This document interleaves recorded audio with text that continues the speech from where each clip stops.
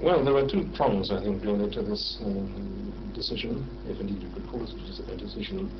First of all, having read philosophy in Dublin, which the philosophy in Dublin is a kind of course in the history of philosophy rather than a look at modern developments and so on. This I found stimulating, interesting, studying ideas, concepts, arguments, and so on. Then from Dublin, I went into the then British colonial service and went to Tanzania, as Tanganyika as it then was, and spent 8 years as an administrator in the colonial government. And this, of course, involved getting to work with Africans. And after 8 years, the war had intervened, but I had stayed in East Africa.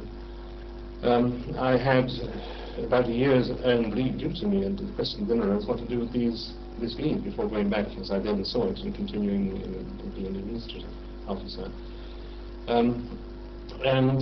After much thought, I and a colleague, John Rennie, now Sir John Rennie, decided, since he was in the same position as I was, that it would be very nice to go back to England and spend that year reading anthropology, which, as I say, my interest in which I derived from these two sources. So we did that, and we came to Oxford again, very much by hazard. I think this could be confirmed. I think, how could it? In the streets of Dar es Salaam, while we were illuminating on this point, we met an anthropologist called Stanner, W.H. Stanner, who at that time was making an ethnographic survey of East Africa.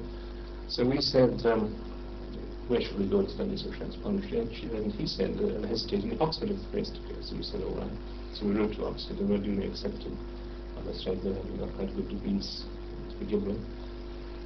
And so I began to read social anthropology as a diploma student during leave. As the year passed by, it became more and more plain to me that if I could move into this field of work rather than remain a district commissioner, this would be the thing for me. And I'd also become married by that time, and my wife was a musician, thought that living in England, playing the cello would be more interesting than living in the bush and not playing at all.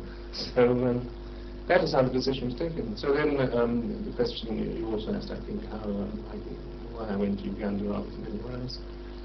Well, the answer to that is again a matter of hazard, because I had really wanted to go to people in Tanzania whom I knew quite well, or fairly well, called Baha. Partly because, as an administrative officer, I had spent some time in the Secretariat as secretary of a thing called the Governor's Appeal Board, which had appeals from murder cases and so forth, in which had arisen in consequence of witchcraft or other issues of this kind. And anyhow, the background here was interesting, but it so happened that when I discussed this with the then director of the Institute of East African Institute of Social Research at Fertility, who was then Audrey Richards, who was this afternoon. She said, or she wrote rather, because I hadn't met her at that time, that this country that I wanted to go to, Buha, was already being studied by a Dutch anthropologist.